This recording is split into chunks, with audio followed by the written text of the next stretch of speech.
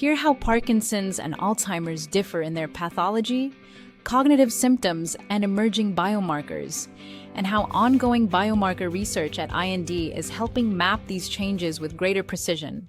Parkinson's disease and Alzheimer's disease present differently, as we know. And part of that is because of the pathophysiology, or how the diseases are caused and how they spread in the brain. So we know Alzheimer's disease is caused by amyloid and tau deposition in different areas of the brain, mostly in the memory centers, and then it can spread cortically to different areas of the brain. With the Parkinson's and some of the related conditions, the deposition is, well, at least with Parkinson's, the deposition is with synuclein, which composes the Lewy body that you hear very often in Lewy body dementia, but it's also present in Parkinson's disease as well. These Lewy bodies that deposit in different areas of the brain.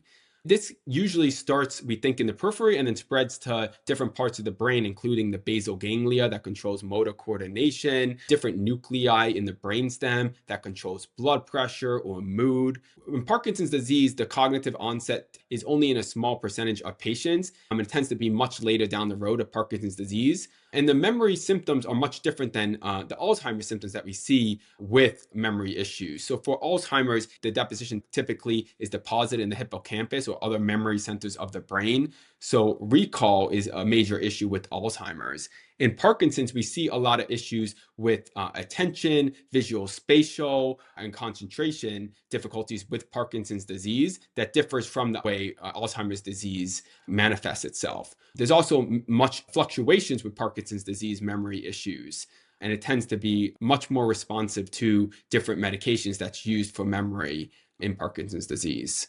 Parkinson's disease and Alzheimer's have a lot of overlap, and we also see a lot of co-pathology in both Parkinson's and Alzheimer's.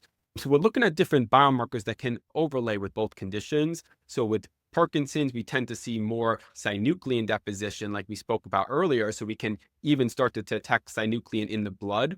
But there's also things that we know happen in Parkinson's similar to Alzheimer's, where we see inflammation in the brain at different elements of the disease progression. So we can see things like neurofilament light or GFAP protein being elevated at different points of the disease course, pointing towards an inflammatory response that happens at different time points of Parkinson's disease. We can sometimes see tau changes in Parkinson's disease or other protein markers and other receptors that we didn't previously suspect were involved in Parkinson's disease that we see at different time points in the disease course of different patients with either prodromal, early Parkinson's disease, or late Parkinson's disease. So it's still evolving in terms of our understanding of each individual disease course, but we're learning more information, and hopefully this can be used to better understand each individual patient and be able to target these different markers that may represent the overall pathophysiology of each individual condition. So we have a cohort of patients in the BioRAN study, but we're trying to evolve that study to have a higher amount of patients in a cohort to better understand,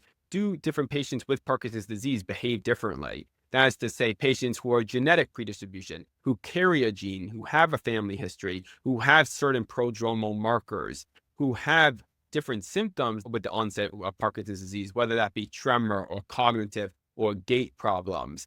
Do they behave differently than other patients? Are there changes in different time points? So to better understand this, you really need a very high volume of patients to understand the disease course of different subtypes of Parkinson's disease and specific cohorts.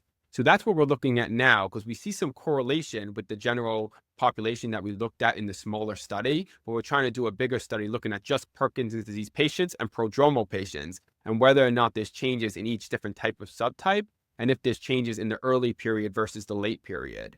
It's definitely an exciting time in better understanding each individual population. We hope you enjoyed this video.